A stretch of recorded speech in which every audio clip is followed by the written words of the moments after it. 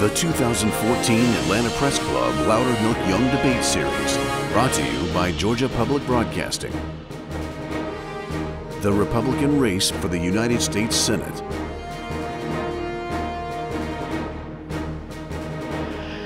Good evening. I'm Dennis O'Hare, reporter and local host of All Things Considered on 90.1 WABE and Public Broadcasting Atlanta. We'd like to welcome our viewers and our live studio audience to the Atlanta Press Club Loudermilk Young Debate Series, originating from the Atlanta studios of Georgia Public Broadcasting.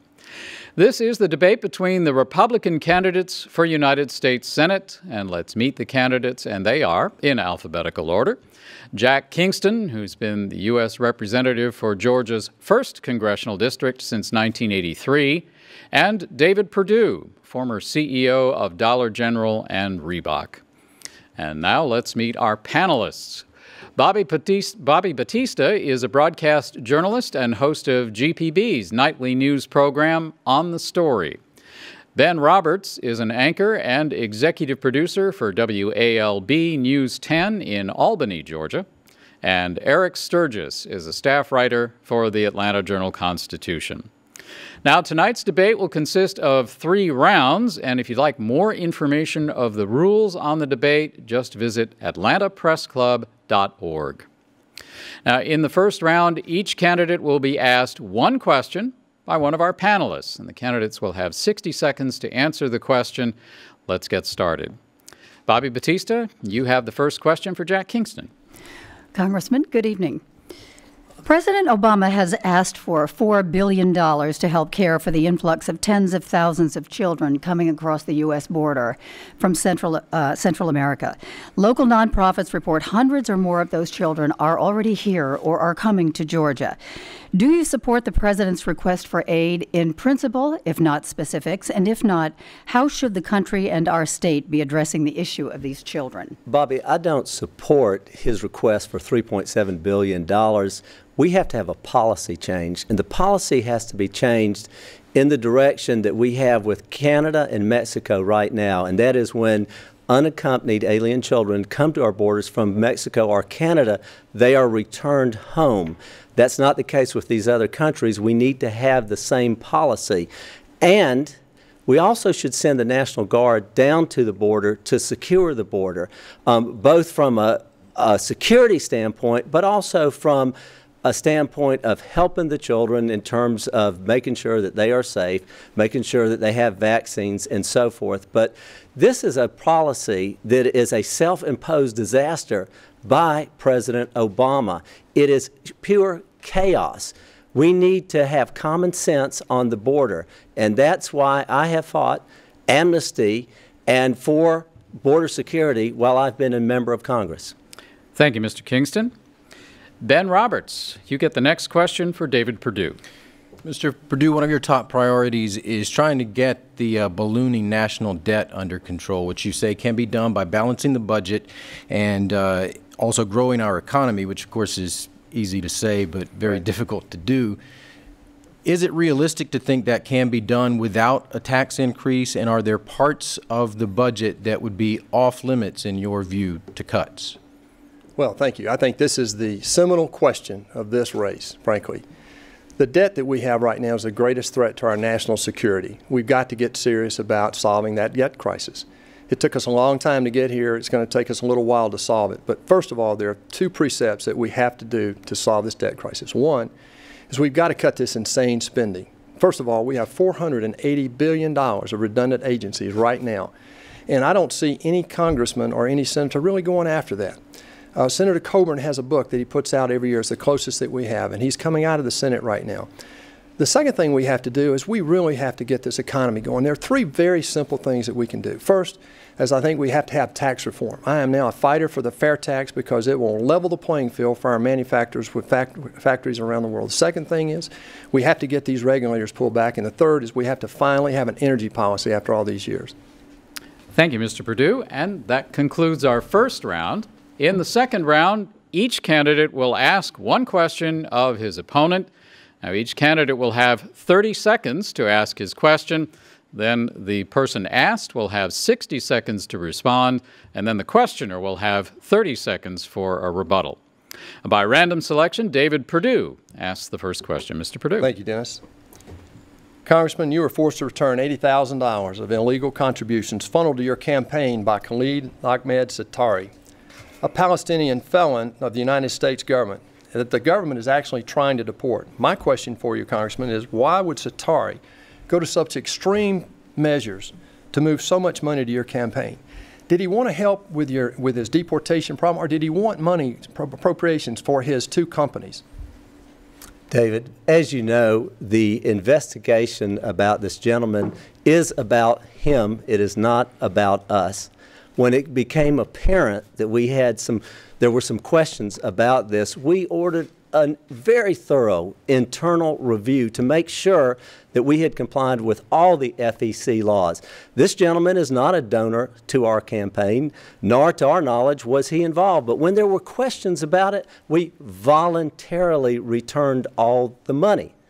Now, we think that it's very important to comply with the FEC, which is why you know about this situation. I would ask this question: who are your donors? We know that you have put in about $3 million of your own dollars in it, but who's financing your super PAC?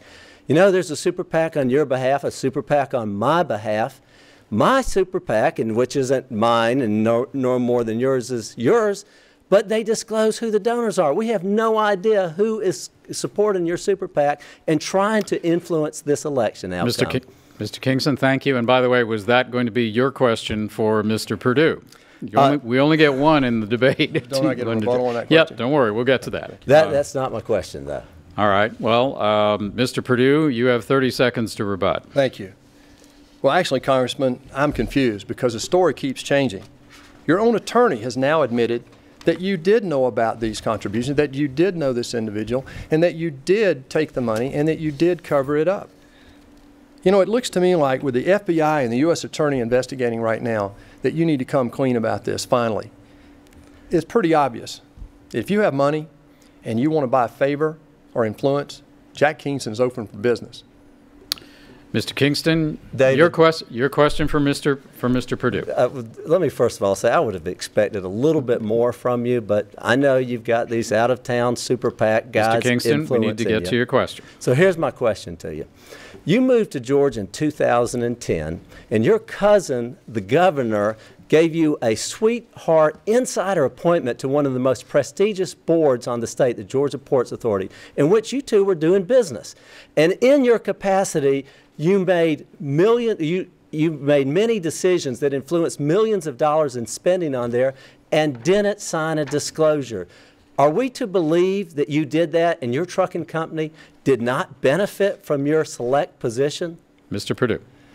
Well, Congressman, just like all the other allegations that have been proven to be false in the last 3 months on your behalf that have been actually refuted by outside fact checkers, there's absolutely nothing to this. But now that you bring the port up, I'd like to remind people that you've been trying for 17 years to deepen this port 5 feet. That's what we've been doing for 17 years, while China's built one entire port in the last 3 years. This is an economic engine down there. In the real world, you would have been fired with that kind of performance, and now here you are wanting a promotion. Folks, that's what's wrong with career politicians. Mr. Kingston, you have 30 seconds to rebut. I'm going to read you this disclaimer that you were never signed as a member of the Port Board.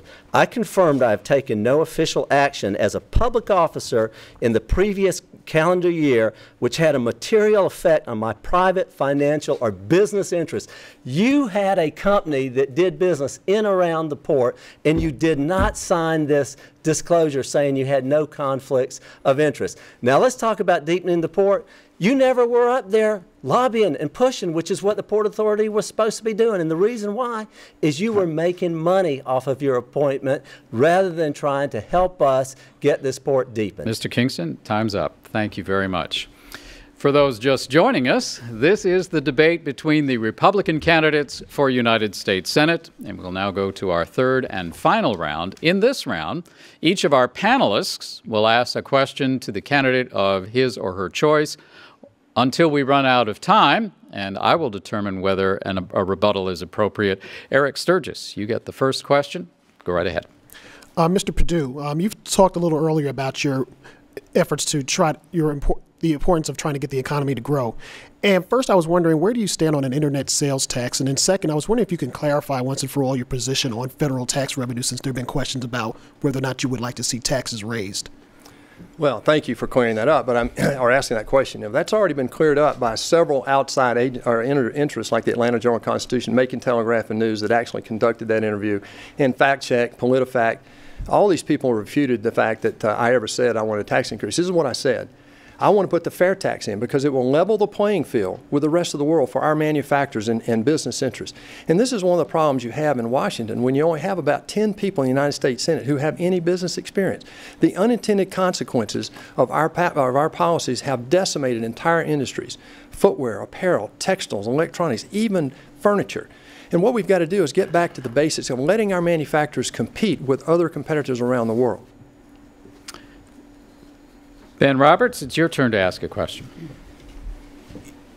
Neither of you, when you just had a chance to ask your opponent a question, brought up an issue that I think is important to Georgia voters. You didn't talk about jobs or national security or any of the foreign policy crises that are going on in the world right now. You basically tried to attack each other with what may or may not be a manufactured scandal. Isn't that the kind of cynical campaigning that Georgia voters are sick of? I'll assume that question is to both of them. Is that? Yes, sir. All right. And let's see. We started with Mr. Perdue and Mr. Kingston. You'll get the first try at this one. You know, as a candidate, I have talked over and over again about the need for a contract with America, a 6-point plan, which I have talked about everywhere in Georgia, from the Florida to the Tennessee line. I've talked about having a strong national defense, fiscal responsibility, pushing back on the regulatory overload, such as repealing Obamacare, Dodd-Frank, and some of the EPA mandates. I've talked about energy independence, building the Keystone pipeline. I've talked about workfare over welfare and tax simplification. I'm very proud that fair tax author John Linder has endorsed my candidacy, along with Rob Woodall, who's the current author. We're fighting to get tax simplification done because we know it will stimulate the economy and be good for Georgia jobs. I've also been a great champion of the military in the state of Georgia. I've represented 5 out of our 8 military installations. The economic impact of that is $21 billion. But the point of the military isn't just to create jobs for Georgia, is to fight and win wars, and I've been a solid advocate for Georgia's military. Thank you, Mr. Kingston. Mr. Perdue, you also have 60 seconds to answer Thank you for that question. First of all, the Congressman's 6-point plan in 2014, every tenet in that plan is exactly the same tenet that was in his 7-point plan in 2006. Not one of those tenets got accomplished. Let me talk to you about economic growth. Economic growth requires several things. First of all, you have to have an educated workforce. We have our 2-year colleges right now that are underutilized. We've got to get them going. Secondly, we've got to get an energy policy. We've waited for 40 years to get an all-inclusive energy policy. We have a God-given boom in energy right now to drive this economy forward, and we're frittering it away. Congress is not focused on the priorities right now. If you look at the regulatory arm, they let the EPA, the president couldn't get cap and trade passed, so he went around Congress and told the EPA to kill coal, and they've decimated entire industries with that decision. And lastly, let's talk about tax. We're the only country in the world that has a repatriation tax right now that keeps $2 trillion or more outside this country. It's time that we get serious about adding some economic value to our country's economy. Thank you. All right. Mr. Kingston, he mentioned you at the very beginning of his question. Now, here's what will happen. I'll give you 30 seconds to rebut, but if I do, and you want to take it, then I will give Mr. Perdue 30 seconds as well. It's up to you. Well, let me say this, David. John Linder, Rob Woodall, and I have been fighting for the fair tax. Where were you? Where have you been? And now you're talking about a national energy tax. You want more government? Isn't the problem Washington mandating? You called for a national solution for the uninsured, which to me is basically an endorsement of Obamacare. And now you want the nanny state in Washington to decide about our energy policy. Don't you trust the private sector a little bit more? Mr. Perdue, Thank you. 30 seconds for you. Congressman, in 2006, I called you out, you and your compatriots, because when you were in charge from 2000 to 2006, Where was our landmark health care bill? Where was our landmark tax reform bill? Where was our landmark energy policy? Right now, we're in this fix because that Congress let open the door for Obamacare, Dodd-Frank, and other things that are decimating this economy. What we need are more people up there worried more about the next generation than the next election. Mr. Perdue, thank you. And now it's time for a question from Bobby Batista. All right, this question is for the congressman and kind of reflects what's going on here. Atlanta Mayor Kasim Reed wrote an opinion piece recently in the Wall Street Journal saying that he believes the U.S. government is all but broken and holds little promise of mending itself, and that people and businesses will turn to cities for leadership, for services, for bold thinking, and even for hope. Do you think that the mayor has a point? And what do you think you can do to turn around a Congress that has an approval rating of 9%? Are we in crisis? You know, Bobby, as a member of Congress, I've never forgotten who sent me and what I was sent up there to do. Libby and I raised our 4 children in Savannah. I've come home every weekend. I've stayed close to the people. I've returned phone calls. I've showed up for appointments and town meetings. I have stayed in touch with the people of Georgia. I have a 96% rating with the American Conservative Union. 2011, I passed one of the few appropriation bills that got signed by the president, and I negotiated with the Harry Reid Senate to do it and cut spending $3.6 billion. The Savannah Port project, of which my opponent has not been involved, even though he was on the port board, that was our project. We started pushing that. 352,000 jobs are related to it. But when we started on it, it was just a little Savannah, Georgia project. Now, essentially, we have every member of the delegation and the state legislature and everybody else behind it. But it took a long time to get it done. Where was my opponent? Mr. Perdue, since he asked that question, you have 30 seconds to rebut. I was creating thousands of jobs in the real world. All right. Thank you. Next, we have Eric Sturgis, yes, who will have the next question. Mm-hmm. This question is for both candidates, but I'd like to start with Congressman Kingston. The Highway Trust Fund is soon set to expire, and there's been little action just to this point in Congress on this. What, if any, plans do you support out there to keep this this fund going, particularly since Georgia has so many infrastructure, roads, and bridges needs? Well, we need a permanent fix to the Highway Trust Fund. Two of the things that we need to do is push back on some of the superfluous environmental laws that are causing a 30% increase in the cost of building road. We need to also push back on the regulatory overburden from Washington, such as Davis-Bacon requirements and so many other things. And I found it real interesting. My opponent just said he was creating jobs. Perhaps he's referring to the 7,500 plus people who were fired at Pillowtex under his leadership, or maybe the 1,700 whose jobs were outplaced when he was at Hager Slacks. Is that the kind of job creation we need in Washington, D.C.? That kind of wheeling and dealing? I don't think so. Roads and infrastructure will build jobs, and that's why I've been supportive of roads, the Savannah Port, our general aviation, and Hartsville-Jackson Airport. Mr. Perdue, 60 seconds for you. Well, I'll take the first 10 and rebut that. Congressman, you know full well that company was already in bankruptcy before I got there. And to address your question, you know, this is the problem when you have an out-of-touch Congress led by career politicians whose first priority is to get reelected. This is a travesty. They had 2010. They funded and kicked the ball forward a couple of years, and here we are bankrupt again in that trust fund. This needs to go back to a principle of zero-based budgeting in our government. And if it's a priority, it gets budgeted. Right now, we are spending about 1/3 of what we should be spending as a country on all of our infrastructure.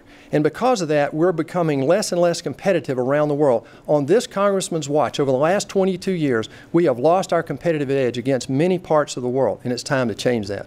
All right. Again, once again, we'll get 30 seconds for each of you here for rebuttals. Let me talk to you about being out of touch. I've come home every single weekend. I've had open mic town meetings. I've worked with people who disagree with me. David, your whole lifestyle is based in a different way. Now you have done well for yourself, but you live in a gated community, inside a gated community, and have a gate at your house.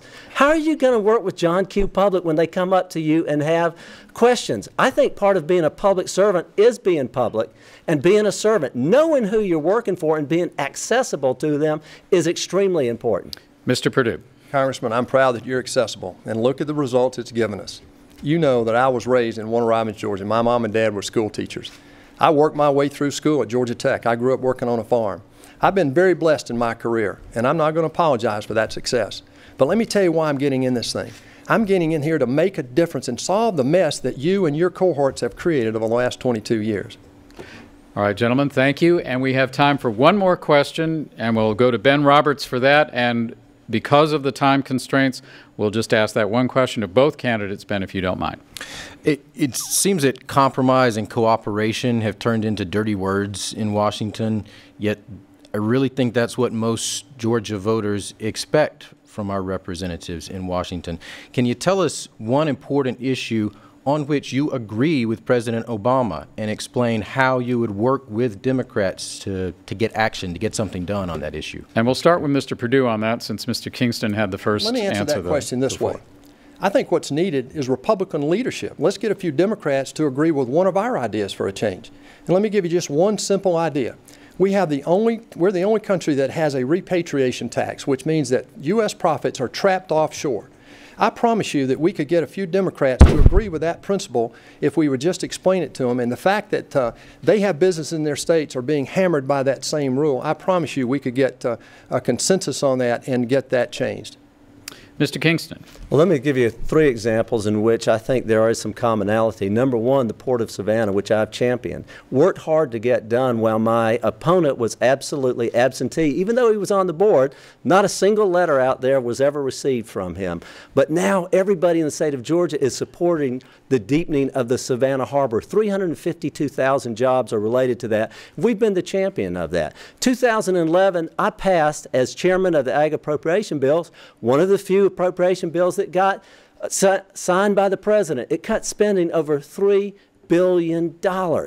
These are things that are very important. And then as recently as this week, we passed a jobs bill that consolidated some of the duplications in the federal jobs programs. 47 different federal jobs programs. And we've been pushing and pushing to consolidate that to make it more efficient and more effective to the American workers who are looking to get back into the job market. All right, once again, we've got time for each of you for 30 seconds for rebuttal. Mr. Perdue, we start with you. Well, I just think that the topic on the table tonight is how do we get people working again? You mentioned it earlier. That's the seminal question, I believe. We've got to get this economy going, and I think we have to get bad government policy out of the way. The problem with that is we have 36 United States senators who have been in elected office for over 30 years. It's time we finally have term limits to bring fresh thought, new perspectives to that august body up there. Mr. Kingston, 30 seconds for you. Let me say this. When opponent talks about jobs, I'm the one endorsed by the United States Chamber of Commerce, the #1 job advocates in the country. He sought that, but did not get it. I have a 100% rating with the National Federation of Independent Businesses. I was in the private sector. I know the importance of pushing back on the regulatory overreach. But where was my opponent when we were fighting things like the stimulus bill? He sat on a board that received stimulus money. Where was he when we were fighting Obamacare? He was out telling people we need a national solution to the uninsured. Right, There's a big difference between us. Thank you, Mr. Kingston. And that's all the time we have for questions. Now each candidate will have 60 seconds for a closing statement, and we begin with Mr. Perdue. Thank you. Folks, the congressman's been in Washington for 22 years. If he were really going to make a difference, wouldn't he have done it already? We can dig out of this crisis, but not by sending the same people back up there who created this mess in the first place.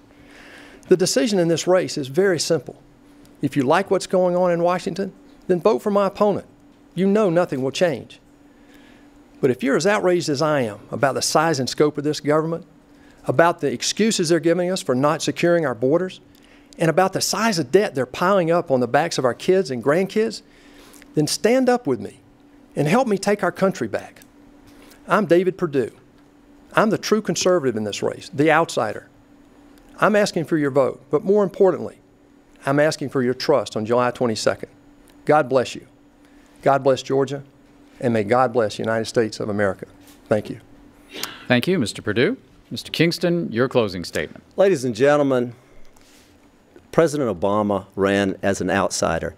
Do you really know what you're getting with David Perdue? We know that when I was fighting the stimulus bill, he sat on a board that received over $140 million in stimulus dollars. When I was fighting the Wall Street bailout, he called it a decent investment.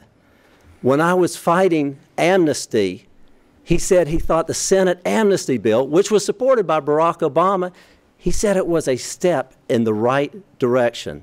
You know, the biggest margin I received in the primary was in coastal Georgia from the people who know me the best, because they know I'm a tested, consistent conservative who has not joined the club in Washington, D.C. I've stayed on the front line of the fight. That's why I'm endorsed by Karen Handel and Phil Gingrich and Newt Gingrich and Sean Hannity and Eric Erickson and Tea Party leadership and fair tax author John Linder and flat tax author Steve Forbes. Ladies and gentlemen, I'm a tested, consistent conservative who's never lost the fight, never lost the battle fighting for Georgia I apologize. values. We're right up on our time. Thank you to both of you. That concludes our debate, and we'd like to remind the voters that the primary runoff elections will be held Tuesday, July 22nd. Early voting, by the way, is already underway. Our thanks to the candidates and to our panel of journalists. We'd also like to thank the Atlanta Press Club for arranging tonight's debate. For more information about the Atlanta Press Club and all of the debates they are hosting this election season, just visit atlantapressclub.org. This debate will be archived there.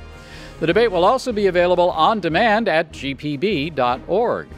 The Atlanta Press Club Loudermilk Young Debate Series is made possible by a donation from R. Charles Loudermilk.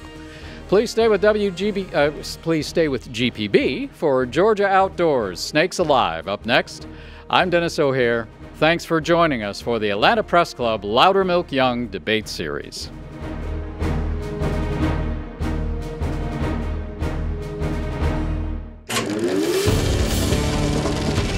This is a GPB original production.